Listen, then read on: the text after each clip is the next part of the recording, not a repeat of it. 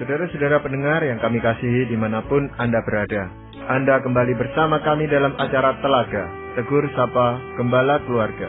Saya Gunawan Santoso dari Lembaga Bina Keluarga Kristen akan berbincang-bincang dengan Bapak Pendeta Dr. Paul Gunadi. Beliau adalah seorang pakar dalam bidang konseling serta dosen di Seminari Alkitab Asia Tenggara, Malang. Perbincangan kami kali ini tentang kekerasan dalam rumah tangga. Kami percaya acara ini pasti bermanfaat bagi kita sekalian dan dari studio kami mengucapkan selamat mengikuti. Sekalipun ada undang-undang yang melarang orang melakukan kekerasan dalam rumah tangga dan melindungi para korban kekerasan dalam rumah tangga ini, Pak Pol, ya. Tetapi kenyataannya kita melihat dari hari ke hari semakin banyak saja korban-korban KDRT atau kekerasan dalam rumah tangga ini, Pak Pol. Nah, kita mau perbincangkan sebenarnya dari beberapa aspek untuk mengetahui lebih jelas apa sih sebenarnya yang disebut dengan KDRT atau kekerasan dalam rumah tangga ini gitu, Pak Pol? Betul, Pak Gunawan. Jadi memang dalam rumah tangga ya sudah dapat diduga akan ada konflik ya. Tapi dalam rumah tangga tertentu konflik itu berkembang sehingga akhirnya menjadi sebuah kekerasan, pemukulan ya, misalnya sampai menimbulkan luka-luka dan sebagainya. Nah, inilah yang kita mau teliti, kenapa kok sampai terjadi, dan kita mau juga melihat tipe-tipe perilaku dari si pelakunya dan juga tipe-tipe dari korbannya. Dengan pemahaman ini mudah-mudahan ya kita nanti dapat belajar untuk mencegah masalah ini terjadi dalam rumah tangga kita. Ya, biasanya alasan-alasan apa, Pak Pol, yang dimanfaatkan oleh pelaku dari KDRT itu, Pak? Ada beberapa, Pak Gunawan. Misalnya ada yang menggunakan kekerasan untuk mengekspresikan kemarahannya. Nah, biasanya ini orang yang seperti ini mengalami masa kecil yang syarat dengan ketegangan dan kekerasan. Orang tuanya bertengkar lah, atau orang tuanya menggunakan kekerasan terhadap satu sama lain ataupun terhadap mereka. Nah, sebagai akibatnya, ia bukan hanya mencontoh cara pengekspresian kemarahan yang keliru, tapi juga menyimpan kemarahan yang besar. Ya, karena hidup dalam rumah tangga yang penuh dengan kemarahan itu. Alhasil, sewaktu dia marah, kemarahan itu muncul dalam kadar yang besar. Nah, ditambah dengan pembelajaran cara pengungkapan yang keliru, dia menjadi rentan untuk melakukan tindak kekerasan kepada pasangannya. Nah, biasanya orang dengan tipe ini ya menyadari bahwa tindakannya salah, namun ia sendiri tidak dapat mengendalikan dirinya tatkala marah. Iya, kemarahan itu sebenarnya diakibatkan oleh korban itu atau oleh hal-hal yang lain, Pak Bos? Jadi udah tentu dalam pertengkaran ada hal-hal yang membuatnya marah. Tapi mengapakah kemarahannya itu bisa begitu besar sehingga berubah menjadi sebuah kekerasan? Adalah karena di dalam dirinya sendiri dia sudah menyimpan kemarahan yang besar. Nah, kemarahan yang berasal dari pengalaman-pengalaman masa kecilnya, melihat orang tua bertengkar, melihat orang tua menggunakan kekerasan, atau dia menjadi korban kekerasan dari orang tua atau dari lingkungannya. Singkat kata ya, masa kecilnya itu penuh kekerasan dan ketegangan. Sehingga akhirnya kekerasan dan ketegangan itu membuatnya itu menjadi seseorang yang pemarah dan menyimpan amarah yang besar itu. Sehingga waktu bertengkar dengan pasangannya, meskipun penyebabnya dianggap ya normal lah ya, masalah-masalah yang biasa dialami orang, tapi buat dia tuh, waduh, kemarahannya benar-benar keluar dalam bentuk ledakan, sehingga dia tidak menguasai dirinya lagi, dan akhirnya menggunakan kekerasan. Jadi sebenarnya pelaku ini juga menjadi korban dari masa lalunya, di mana dia tidak pernah diajar atau tidak bisa belajar bagaimana mengungkapkan kemarahan yang benar gitu, Pak Pol. Betul, jadi untuk tipe yang seperti ini, kita dapat katakan bahwa dia sendiri adalah korban. Sehingga dia akhirnya tidak tahu cara yang sehat mengeluarkan kemarahan dan menggunakan cara yang tidak sehat itu. Ya, mungkin ada tipe yang lain, Pak Pol. Yang lain adalah orang yang menggunakan kekerasan untuk mengumbar kekuasaannya, Pak Gunawan. Jadi orang yang seperti ini cenderung memandang pasangannya sebagai objek yang perlu dikuasai dan diajar. Ya, jadi dia cepat menafsir bantahan pasangan sebagai upaya untuk menghina atau melawannya. Jadi waktu pasangannya tidak setuju, pasangannya berkata saya tidak mau atau apa, wah, bagi dia tuh bantahan seperti itu merupakan tindakan menghinanya atau melawannya. Bagi dia, tindakan seperti ini dari pasangan membuatnya tuh harus menghajar pasangannya. Dengan kata lain, dia mau pasangannya itu belajar, jangan sampai berbuat lagi. Nah, cara dia membuat pasangannya belajar adalah dengan menggunakan kekerasan. Nah, orang seperti ini biasanya tidak merasa bersalah. Waktu ditanya, kenapa kok kamu berbuat begitu keras dan kasar kepada pasanganmu, dia tidak merasa bersalah sebab ia menganggap tindakannya dapat dibenarkan. Sebab menurutnya, memang ya orang yang berbuat seperti itu, kurang ajar kepadanya, menghinanya, ya sepatutnya lah diberikan pukulan-pukulan juga oleh dia. Ya, biasanya orang-orang seperti ini adalah orang-orang yang rendah diri gitu Pak, boleh? Betul, orang yang memang tidak aman, ya sehingga dia merasa ya kok orang cepat sekali menghinanya, dan dia mudah sekali marah, menganggap orang itu sengaja menghinanya. Bisa juga yang kedua adalah memang ini adalah orang yang dibesarkan dalam lingkup keluarga yang penuh dengan kekerasan pula. Sehingga ya dia tidak belajar bagaimana cara mengungkapkan kemarahan dengan tepat, dan caranya adalah selalu dengan menggunakan pukulan. Ya, dan kekuasaan yang dia peroleh itu biasanya juga diperoleh dengan susah payah, dengan cara-cara kekerasan juga gitu Pak Pol. Betul, jadi dia memang sangat tidak aman, dan merasa kekuasaannya itu tuh tidak boleh dipertentangkan sekalipun. Dan menganggap semua bentuk-bentuk bantahan atau sanggahan sebagai tindakan untuk mengambil kekuasaan itu dari dirinya. Salah satu tipe yang membuat terjadinya pemukulan dalam rumah tangga. Tapi biasanya orang seperti itu juga bukan hanya melakukan kekerasan dalam rumah tangga, Pak Pol. Di tempat kerja atau di masyarakat pun dia akan bersikap seperti itu. Bisa, ya. Jadi memang ada orang yang karena dalam rumah begitu, ya dia membawa kebiasaan itu keluar. Tapi Pak Gunawan juga ada tipe yang meskipun di rumah itu keras memukuli pasangannya, tapi di luar kebalikannya. Tampaknya baik, lemah lembut, paling sabar dengan orang lain. Nah, jadi memang kadang-kadang ya kita tertipu ya oleh orang-orang yang seperti ini. Karena tidak nampak. Jadi waktu pasangannya bercerita, orang akan berkata, masa iya? Dia begitu baik kok, orangnya penuh pengertian kok, sabar kok. Nah, tapi yang tinggal di rumah lah yang paling tahu. Tipe yang lain apa Pak Pol? Ada orang yang menggunakan kekerasannya, ada orang yang menggunakan kekerasan untuk menyeimbangkan posisi dalam pernikahan. Nah, pada umumnya orang ini, Pak Gunawan, merasa dirinya inferior, lebih rendah dari pasangan, dan makanya cepat menuduh pasangan seolah-olah sengaja merendahkannya.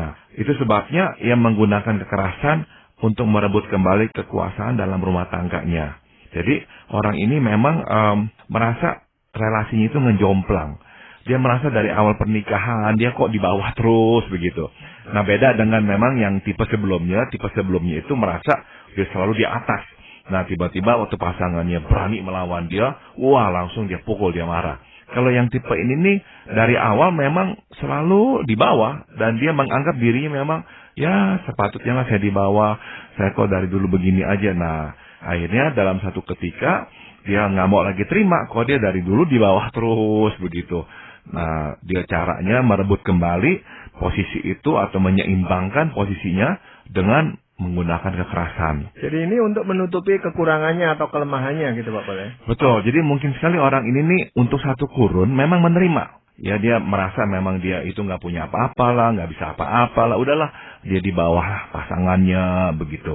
Tapi bisa jadi dalam satu ketika ada yang membuat dia merasa enggak sekarang saya nggak terima. Makanya waktu pasangannya misalnya ngomong dengan ketus atau apa kepada dia, tiba-tiba dia berani melawan, dia marah, dan bukan saja dia marah, malah dia berani memukul.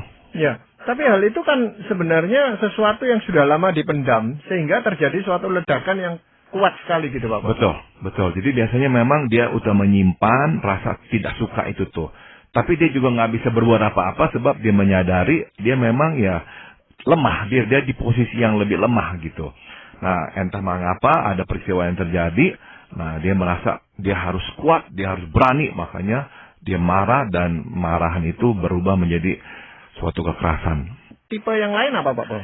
Tipe yang terakhir adalah yang orang yang menggunakan kekerasan sebagai jalan keluar terakhir untuk menyelesaikan konflik.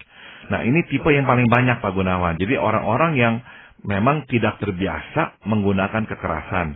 Namun dalam keadaan frustrasi, ia pun merasa terdesak. Sehingga secara spontan menggunakan kekerasan.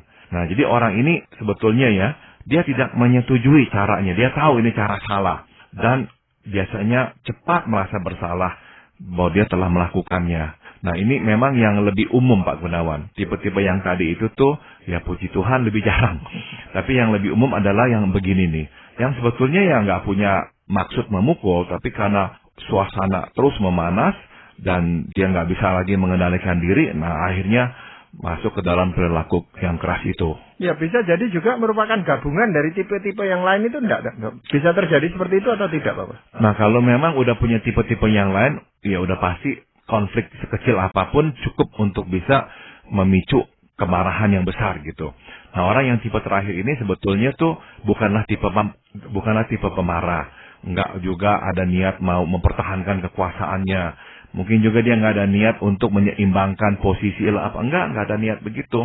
Namun dalam satu ketika, sewaktu lagi pertengkarannya itu nggak berhenti, malahan terus berlanjut. Nah, di titik terakhir itu dia nggak tahan lagi, dia mau membuat pasangannya berhenti berbicara atau berhenti marah-marah. Yang tiba-tiba terjadi adalah dia menggunakan tangannya untuk memukul. Banyak orang-orang korban PHK itu juga melakukan kekerasan dalam rumah tangga karena alasan seperti itu, Pak. Betul sekali. Jadi bisa jadi orang-orang ini memang tidak ada sejarahnya ya, tidak pernah menggunakan kekerasan kepada pasangannya, namun ya dalam kondisi stres berat, kehilangan pekerjaan, terus kok merasa disudutkan, dia coba memberitahukan pasangannya, jangan lagi ngomong begini, tolong dong berhenti atau apa. Tapi pasangannya juga mungkin karena stres, terus ngomong atau menyudutkannya. Akhirnya ya terjadilah pertengkaran besar dan dia merasa kok ditantang lah atau apa. Nah, akhirnya meledak menjadi suatu kekerasan. Iya, ada sebagian orang itu yang mempunyai penyimpangan seksual, Pak Pol, yang merasa puas itu kalau dia melakukan penyiksaan terhadap pasangannya, Pak Pol. Nah, itu memang masuk ke dalam kategori penyimpangan seksual. Dalam istilah psikologisnya ditulis sadomasochistic ya. Jadi memang orang-orang yang menggabungkan kenikmatan dengan kesakitan. Nah, itu memang sebuah penyimpangan, sebuah masalah yang harus diselesaikan. Tapi itu memang berbeda dengan yang kita bicarakan. Sebab orang-orang itu bisa jadi itu dalam pertengkaran ya nggak menggunakan kekerasan gitu. Jadi memang dua hal yang berbeda, tapi betul ada penyimpangan seperti itu. Iya, Pak Pol, kalau kita sudah bicara mengenai tipe-tipe orang yang melakukan kekerasan dalam rumah tangga, sekarang bagaimana dengan korbannya gitu, Pak Pol ya? Nah, juga ada tipe-tipenya, Pak Gunawan ya. Yang pertama adalah orang yang berjenis penantang ya. Jadi orang ini nih hanya mengenal bahasa menaklukkan atau ditaklukkan oleh karena masa kecil yang juga syarat dengan kekerasan. Jadi karena orang tuanya keras, bertengkar, berkelahi, dia juga mungkin menjadi korban kekerasan. Akhirnya tuh dia hanya mengenal tuh bahasa kekerasan. Bahasa kekerasan adalah bahasa menaklukkan atau ditaklukkan. Maka waktu dia bertengkar dengan pasangannya, seolah-olah tuh dia itu memang ya nggak bisa terima. Dia harus menaklukkan. Nah, kalau pasangannya itu diam saja, dia makin terus menaklukkan, makin terus menguasai. Akhirnya tindakan seperti itu yang terus-menerus menantang, ya kalau nggak kuat-kuat, akhirnya pasangannya ya lari kepada kekerasan, malah memukul dia untuk mendiamkan dia. Tapi seakan-akan inilah bahasa yang dimengertinya. Waktu dia dipukul, dia baru diam. Jadi akhirnya pola itu terbentuk. Lain kali kalau ribut, nah dia juga akan seolah-olah terus menantang karena mau menaklukkan. Dan dia hanya akan berhenti kalau pasangannya menggunakan kekerasan untuk menaklukkannya. Nah, jadi kita sebut seolah-olah tuh bagi dia tuh perselisihan merupakan ajang adu kekuatan alias perkelahian. Jadi orang-orang seperti ini sangat mudah memancing kemarahan pasangan dan dengan cepat mengomporinya sehingga terjadilah pemukulan. Dan tidak jarang ini Pak Gunawan, korban dengan tipe penantang justru adalah pihak pertama yang menggunakan kekerasan. Jadi ini sering ditemukan seperti itu. Jadi misalkan dia adalah seorang istri ya, dia tuh yang pertama-tama memukul suaminya, menggampar suaminya karena ya itulah yang dilihatnya. Dia mungkin juga korban kekerasan suatu kecil. Jadi waktu suaminya diam aja atau apa, dia malah marah, dia tampar pipi suaminya. Nah, ini suaminya marah, pukul dia balik dan dia diam. Lain kali marah juga begitu, dia marah, dia pukul suaminya marah, pukulin dia diam. Lama-kelamaan, nah pola itu terbentuk, dia nggak usah memulai dengan memukul, si suami langsung memukuli dia. Nah, jadi akhirnya dimulailah sebuah roda kekerasan dalam keluarga tersebut. Ya, seringkali kalau ditanya ya alasannya untuk membela diri gitu Pak Pol. Daripada dia dikuasai oleh pasangannya, ya lebih baik dia yang menguasai pasangannya.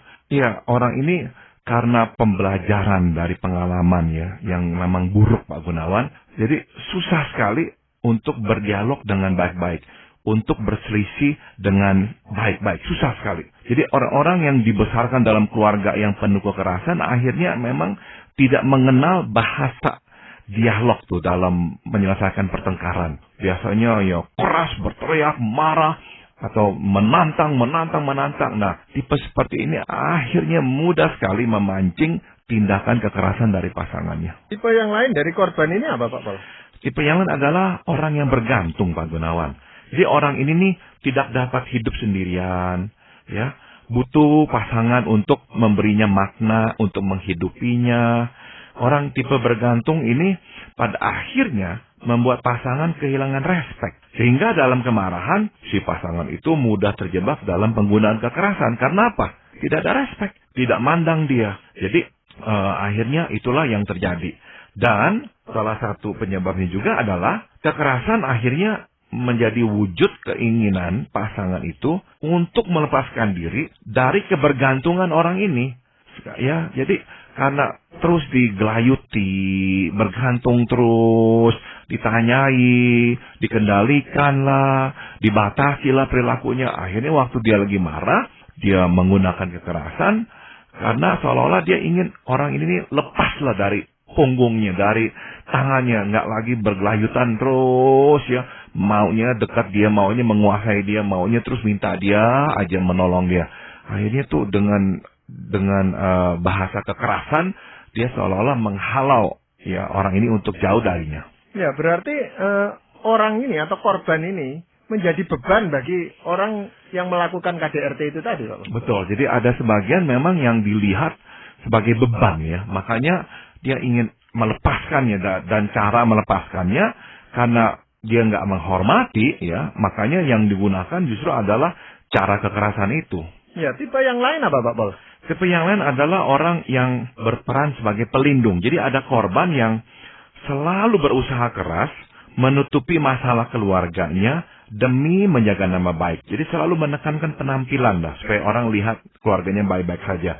Nah, orang bertipe ini cenderung menoleransi kekerasan alias membiarkannya, sehingga akhirnya masalah kekerasan terus berulang. Nah, orang ini memang juga selalu berusaha mengerti pasangannya. Oh, kamu memukul saya karena kamu sedang letih lah. Oh, kamu memukul saya karena kamu tadi tuh frustrasi karena saya begini.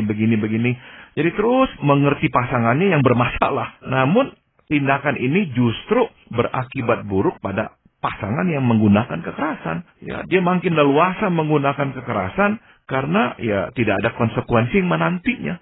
Dia tahu kok istrinya akan selalu menutupi perbuatannya dan dia akan selalu bebas dari konsekuensi. Ya, ada kebutuhan dari pihak pasangan itu mungkin Pak Pol. Daripada dia diceraikan, dia lebih baik menderita seperti itu gitu Pak Pol. Betul, jadi ada orang-orang yang memang ya takut ya hidup sendirian.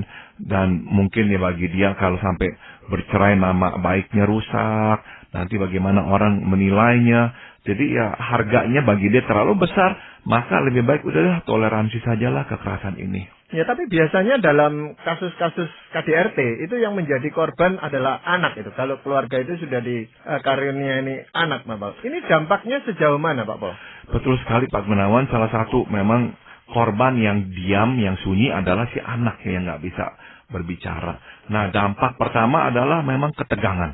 Anak akhirnya hidup dalam bayang-bayang kekerasan yang dapat terjadi kapan saja. Dan ini menimbulkan efek antisipasi. Apa yang saya maksud dengan efek antisipasi adalah anak selalu mengantisipasi jauh sebelumnya bahwa kekerasan akan terjadi. Sehingga hari-harinya terisi oleh ketegangan. Sewaktu dia di sekolah, dia pikir nanti sore dia pulang, papa mama berkelahi, ada terjadi pemukulan. Nah, waktu dia membayangkan saja pulang sekolah, nanti melihat papa mama berkelahi. Waktu dia pagi-pagi ke sekolah, dia udah tegang. Besoknya juga begitu lagi. Karena kemarin malam papa mama berkelahi, terjadi pemukulan. Besoknya dia ke sekolah, dia pikirkan lagi. Nanti malam akan terjadi lagi perkelahian. Nah, jadi akhirnya hari-harinya terus diisi oleh ketegangan. Sehingga dia tidak lagi menjadi orang yang bebas, yang santai, yang penuh damai. Justru hari-harinya diisi dengan ketakutan. Dan itu biasanya nampak dari prestasi anak itu di sekolah, Pak Pol. Biasanya sangat rendah itu. Biasanya begitu, Pak Gunawan, sebab nggak bisa konsentrasinya terganggu. Dia nggak bisa begitu belajar, ya. Nanti juga akan terjadi gangguan pada perilaku sosialnya. Bisa yang satu ekstrim adalah dia menutup diri, dia ketakutan, tapi bisa kebalikannya, justru dia mengembangkan perilaku bermasalah karena dia nggak mau lagi dikuasai oleh ketakutan atau ketegangan itu. Jadi mulailah dia melawan guru lah, mencuri lah, berontak lah, supaya dia bisa bebas dari ketegangan itu. Ya, padahal akar yang sesungguhnya adalah karena di rumah dia sering melihat kekerasan ini, Pak Pol, ya. Betul sekali.